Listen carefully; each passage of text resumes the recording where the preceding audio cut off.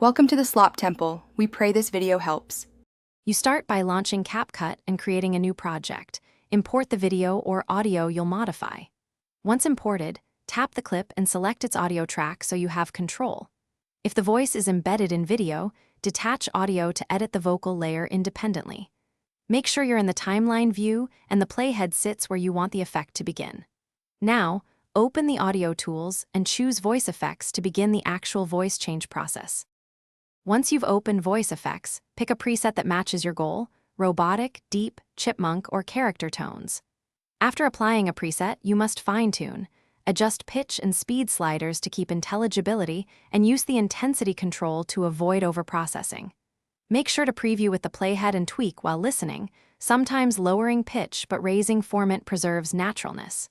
If needed, layer a secondary effect or add EQ from the audio tools to remove muddiness and emphasize clarity. Finish by listening to the process section in context. Render a short preview to confirm timing and quality. When satisfied, export using high-quality audio settings, 48K Hz and 256-320 kbps, or the project's recommended defaults. Make sure the effect starts and ends smoothly. Trim or crossfade the audio if necessary. If the effect sounds metallic or clipped, lower the effect intensity. Reduce pitch.